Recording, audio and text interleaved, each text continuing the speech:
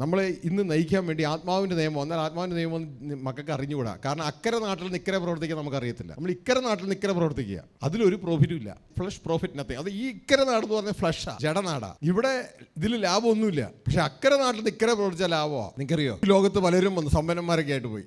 ഇതെല്ലാം ഭയങ്കര രാജാക്കന്മാരൊക്കെ ഉണ്ടായിരുന്നു. പക്ഷേ അവരുടെ മരണത്തിൽ അവർ വട്ടപൂജയായിരുന്നു. പക്ഷേ യേശുക്രിസ്തുവിനെ കുറിച്ച് നിങ്ങൾ ശ്രദ്ധിച്ചോ? യേശുക്രിസ്തുവിനെ കുറിച്ച് പറഞ്ഞു, യേശു 53 എഴുതിയിരിക്കുകയാണ് ഒരു വ്യത്യാസം. കാരണം യേശു അക്കരെ നാട്ടിൽ നിന്ന് ഇക്കരെ നാട്ടിൽ പ്രവർത്തിച്ച ആളാണ്. യേശു പറഞ്ഞില്ല എനിക്ക് സ്വയം ഒന്നും ചെയ്യാൻ പറ്റത്തില്ല, പകരം അക്കരെ നാട്ടിലുള്ള എൻ്റെ അപ്പൻ എന്ത് പറയുന്നു അത് ഞാൻ ഇക്കരെ നാട്ടിൽ ചെയ്യുന്നു. ഇക്കരെ നാട്ടിൽ പറയുന്നു. ഇക്കരെ നാടെന്ന് പറഞ്ഞാൽ ഭൂമി, അല്ലെങ്കിൽ അക്കരെ നാടെന്ന് പറഞ്ഞാൽ സ്വർഗം. സ്വർഗസ്ഥനായ പിതാവ്, സ്വർഗസ്ഥനായ പിതാവ്, ആത്മലോകം. ആ പിതാവ് പറയുന്നത് ഞാൻ ഈ ഭൂമിയിൽ ചെയ്യുന്നു. അതായത് അക്കരെ നാട്ടിൽ നിന്ന് ഇക്കരെ നാട്ടിൽ പ്രവർത്തിക്കുന്നു. എന്നിട്ട് ആ യേശു മരിച്ചപ്പോൾ ബൈബിൾ വചനം എഴുതി വെച്ചിരിക്കുക, അവൻ്റെ മരണത്തിൽ അവൻ സമ്പന്നന്മാരോട് കൂടെയായിരുന്നു.